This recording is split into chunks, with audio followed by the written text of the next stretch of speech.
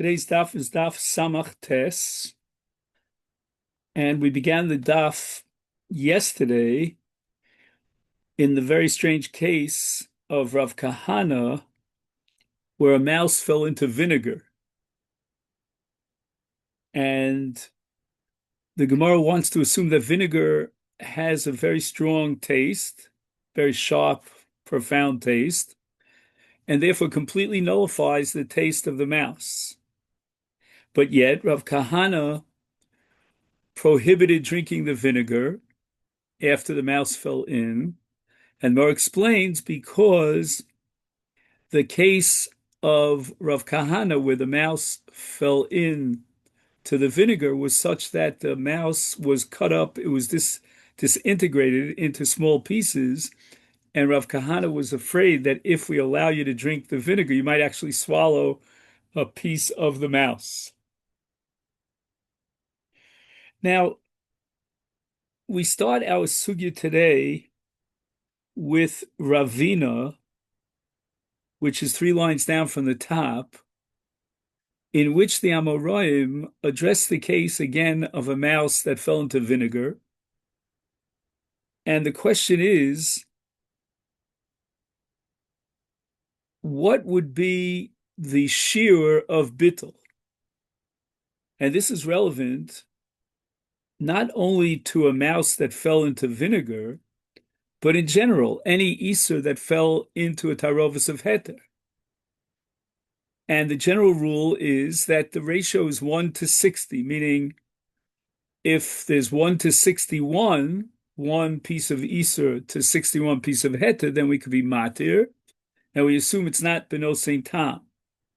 But here in the case of a mouse, let's say the mouse is very large, then it might impart a flavor into the vinegar that's more detectable than a general case of Isa that fell into heter. So Ravina Savar, the first opinion is that of Ravina, l'shira b'mei v'chad, that it's not enough that the ratio of the mouse to the vinegar is 1 to 60, but rather I need 1 to 100. Omar, and he declared, lo gara mitruma. The halacha is that if truma falls into chulin, and a non-Kohen wants to eat from this tarovis, he cannot do so with a ratio of 1 to 60. He needs a ratio of 1 to 100. Truma ola b'echad umeya. This time we learned in the Mishnah in Trumos, it's also in Orla, that the ratio of truma, because of the special nature of truma and its iser chamur, the Rabbanon jacked up the ratio for heter to 1 to 100. And Ravina says that that gives us a kind of a precedent to establish that whenever a shear of bittul of 1 to 60 is not sufficient, then we jack it up to 1 to 100, like we did in the case of Truma and Chulin. However, the Gemara is not happy with this. Amalei Rav Tachlifa Bar Gizel Ravina Dilma Ketavlin Shel Truma B'Kedera Dami Tilo Batel Tamayu. Well, wait a minute. If you're going as far as assuming, Ravina, that the large mouse gives a very detectable flavor into the vinegar such that we cannot rely on the bittul of 1 to 60, then we shouldn't even rely on the bittul of 1 to 100. Because within the framework of truma, we have something called tavlinim shel truma. And tavlinim shel truma, because of the nature of those spices, that give an impact, a very profound impact on the tarovas, therefore they're not bottle at all. And even if the ratio would be, let's say, 1 of the spice of truma to 100 to a 1,000 of the chulin, it would still, the whole thing is awesome. So that's as far as Ravina is concerned. Now we get to Rav Achai, shir bechala bechamshin. Rav Achai says, wait a minute, you're putting all your focus and attention on the strong flavor of the mouse that makes it very detectable. Why not shift your emphasis and your perspective to the vinegar. The vinegar, which is heter in this case, has a very strong flavor and a very profound ability to mevatel any other flavor. And therefore, instead of requiring the classic normal shear of 1 to 60, let's lower it down 1 to 50. And we're going to be matir it with 1 to 50. And why is that so? Normally 1 to 50, the Isser of 1 against 50 of heter gives tam, but here the mouse at 1 to 50 cannot give tam in the vinegar because of the very sharp taste and profound power of the vinegar. Now, how do we paskin in this whole business as we approach the new Mishnah? Hilchasa idi ve'idi b'shitin. That we had discussed, number one, the case of a mouse that fell into vinegar, and that might have very unique modus operandi. And we also discussed the case of a mouse that fell into beer, which is more of a kind of classic mixture. And the Gemara Paskin said in both cases, whether the mouse fell into vinegar or the mouse fell into beer, it's b'shishim. V'chein kol isurim Shabbat Torah. I mean, that's a very interesting chasima. V'chein b'chol isurim Shabbat Torah. Any isur that falls into heter, as long as it's min b'sheino mino, will be batel b'shishim. And now we get to the Mishnah here on Daf Samach Tes. Now, this Mishnah has repercussions elsewhere beyond the restricted perspective of Yayin Nesech. And we once mentioned here a tshuva Rav Moshe Feinstein with regard to Cholov Akum and the fear that maybe the guy mixed into the milk some sort of milk from a tummy animal. And we say that you have something called mirtas. Mirtas means that the guy is afraid to do this and add the non-kosher milk because he might get caught. That's mirtas. He might get caught. He's afraid of being caught. Now, in order to create mirtas, it's enough that the Jew who's supervising the milking of the guy is yotze v'nichnas, meaning he's not there 24/7 constantly, but the guy is afraid that at any moment he might show up because he constantly comes in and out. So let's see now how our Mishnah will apply some of these concepts to the case of Yayin. So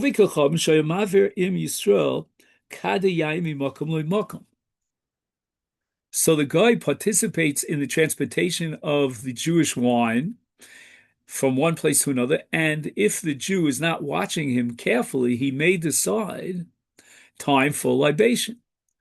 And he will put his hand into this jug of yayin, and once he moves around the wine, that is considered yayin nesech d'oraisa. So what do we do in this case? Can we matir the yayin? So the Mishnah makes the following distinction. Im hoya b'cheskes hamishtamer muter. If the Jew is supervising the transportation of the wine from place to place by the idolater, then it's mutter, because there is a fear of mirtas on the part of the guy that if he tries to mess around and put his hands into the wine, he'll get caught and he'll lose his job. However, what if the Jew notifies the guy that he's going on a far trip?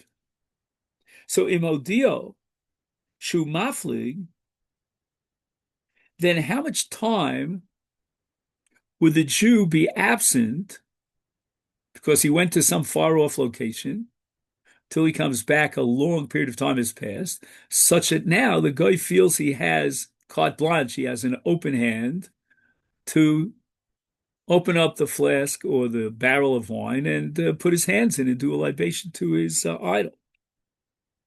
So here we have a machlokas between the Tanakama and Rabbi Shimon ben Gamliel, and this machlokas is going to repeat itself over and over and over again, exactly as it appears here for the first time. And the Gemara is going to have to deal with why the repetition. So according to Tanakama, Kidei sheyishtom v'yistom v'yigov. We have to be afraid that the idolater, within a very short period of time, could put his hands into the wine and generate an Iser Yayin Nesech in the wine in a very short period of time. Why? Because you know what? He's smart. And what does he do? The barrels of the wine are sealed,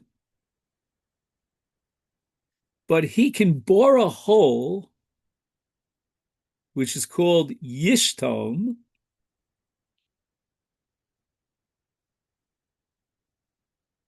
Now, there's a cover on top of the barrel.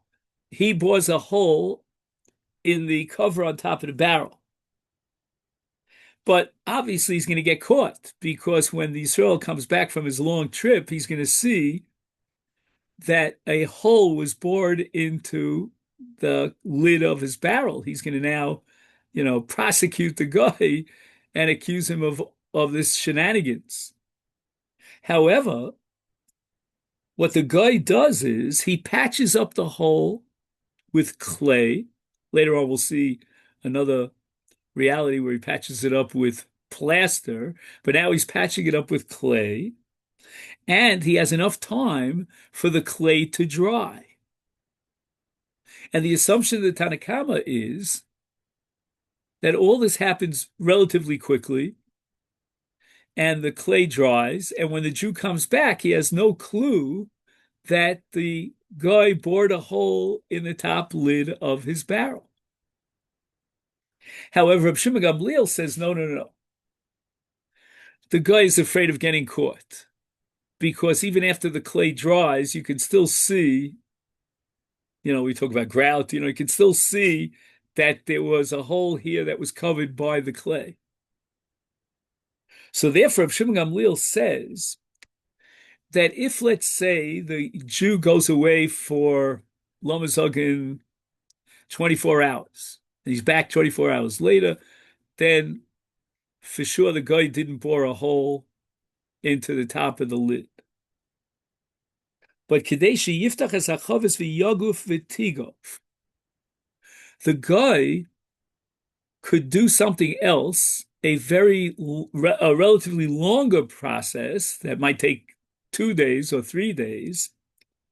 And what he does is, if the Jew is away for such a long period of time, 72 hours, then he opens the cover of the barrel. And that's called Sheyiftach es Hachavis. And then what he does is Magufas Hachavis, which means he plasters down a cover over the barrel because he already broke the cover lid of the barrel, and now he does a magufa. But again, to do a new magufa and have it dry up, that's going to take 3 days, for example.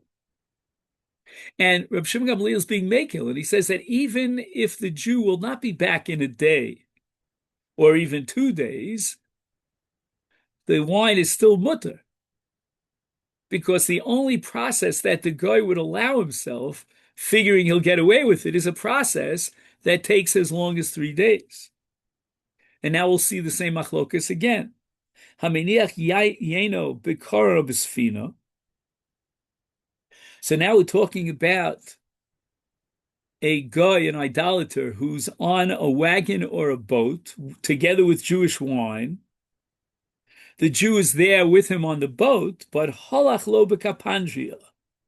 At some point, maybe they dock, and the Jew gets out of the boat, and he takes a little bit of a spatzir. He goes out for a certain distance. Where does he go? He goes into the city after the boat is docked, and he takes a bath in the bathhouse. Says the Tanakama, mutter. We don't assume that in that short period of time, where there's just a short road to get to the bathhouse, and the Jew will return immediately after he bathes, that the guy will have the chutzpah to go ahead and break the barrel of the wine and put his hands in and make it into yayin esach. But imo dioshu maflig, and the word maflig here means that he's going for a long distance, meaning that the bathhouse is far away. So he notifies the guy, you could feel comfortable here because you're the boss. I'm leaving for a day or two until I get back from the bathhouse. Is then the only fear or inhibition on the part of the guy, if he wants to open the barrel and put his hands in, would only be that the Jew, if he opens the barrel, will discover that he opened the barrel. So therefore, Kadeshi Yistom v'Yistom v'Yignov, according to Tanakama, if a period of time, very short, let's say a day, would pass, even less than a day, and that gives the guy a chance to bore a hole, patch up the hole with clay, and the clay will dry, then it's awesome. But Rav Shimon Gamliel Omer, he's making, and he gives you a longer period of time, as we saw before. Now we have a third case. Again, the Gemara is going to ask why we need all these cases. So he left the idol worshiper alone in the store. Even though the Jew goes in and out of the store, but the guy is always inhibited, afraid to get caught if he breaks open the barrel and puts his hands in the wine, because the Jew might come back. But in Modioshu Maflig, if the Jew tells him, hey, I'm going to Alcatraz. It's going to take me a while till I get the plane from San Francisco. Is Kadeshi Yistom v'Yigov, and according to Tanakama, he goes away for a day, a short period of time, but it's enough time for the guy to bore a hole in the top lid of the barrel, and then he can patch it up with clay and it'll dry, and the Yisrael won't know a difference. But Rav Shimon Gamliel Omer, he's makil again a third time around. It's going to take a long time. The guy's not going to be willing or eager to jeopardize getting caught red-handed in this very short process of boring a hole in the cup, because he's not going to do that. The clay, even after it dries, will be noticeable. But what he could do, but that'll take a longer period of time, is he can break open the cover lid and do another magufas hamagefa, magufas hachavis, and that's going to take quite a while until it dries, and therefore if the Jew goes away for 2 days and 3 days, it's still mutter. A fourth case. The idol worshiper is eating together with the Jew on the same table. So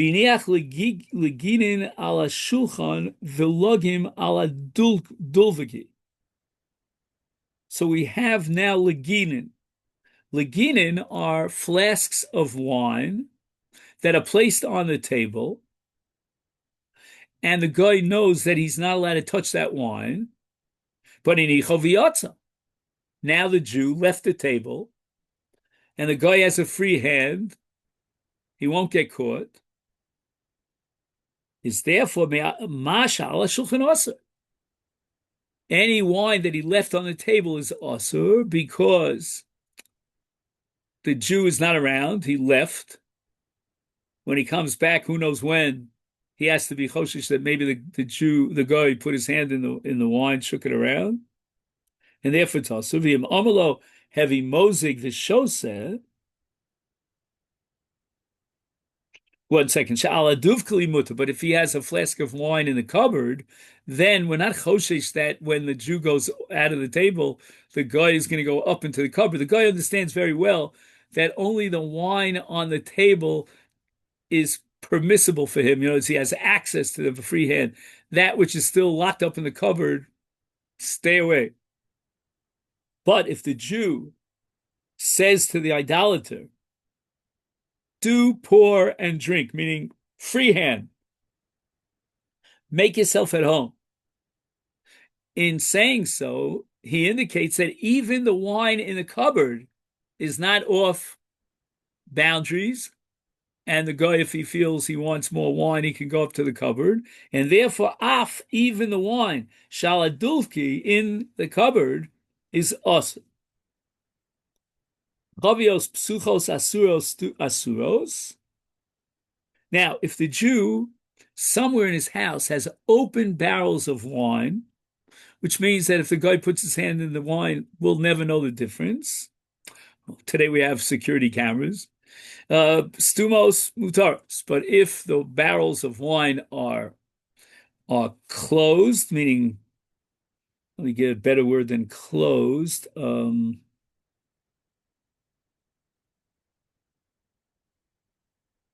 Sealed, I think would be a better word. They're sealed down, is then Kadesh Yiftach V'Yogo V'Tigov. Interesting. The last case in the Mishnah only quotes the Shita of the Tanakama and not the Shita of Shimon Gamliel Lakula. And now we're going to say that with regard to sealed barrels, how long will it take the idol worshiper to puncture a hole in the cover of the barrel and then get himself a new cover? And when he covers and seals it down with concrete, it's going to dry within a short period of time. Why didn't the Mishnah quote Rav Shimon Gamliel? Okay.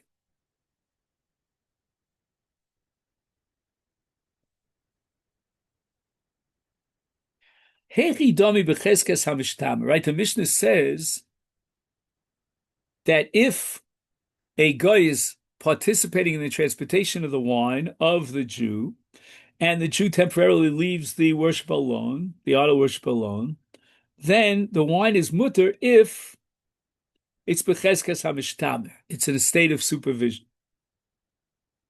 So the Gemara now stretches its arm out to the Mishnayos and Taros, which deal with leaving food in the hands of an Amoritz. The Amoritz are not careful about Tara and Tuma. And to what extent do we have to worry about the fact that the Amoritz may come in contact with this Tara and be mitameit? And we learned in a brisa that Harei shahoyu chamorav upaliv to unim taharos.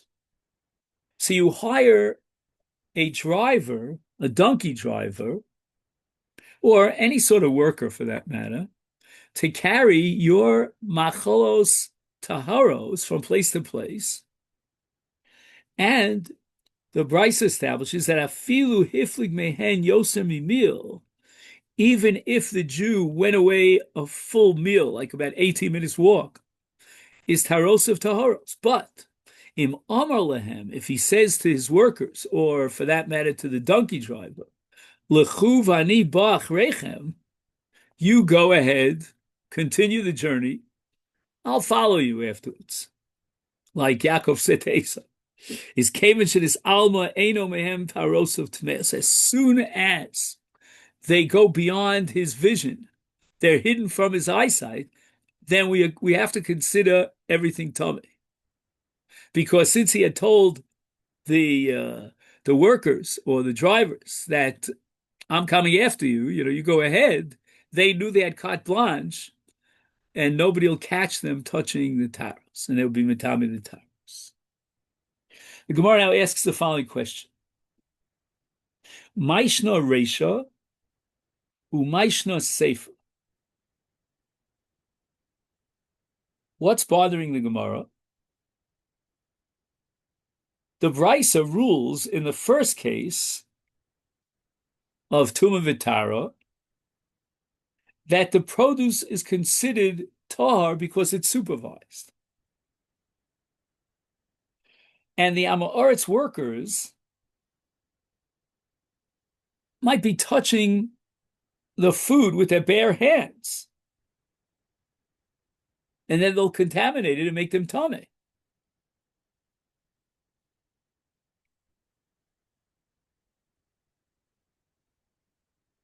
And in the Sefer, we said that the chashash is that indeed they came in contact with the food, and it's tummy. The ratio, why do you say it's becheskes tara? They could very quickly put their hands on there and be mitami. Rav Yitzchak, unbelievable. A mikvah story. Reisha b'mitar chamor v'polav. The reason why in the Reisha, the taros of V'cheskes Tahorin is because before the workers or the donkey driver goes on his way with the taros, he's got to go to mikvah. In other words, the owner of the taros requires, as a precondition, don't come to work until you give me a petek from the mikvah person that you went into the mikvah. So therefore, once they're tovel b'mikvah, we can allow them to transport the taros because he sees, the driver sees clearly that the owner of the taros wants the food to remain tar.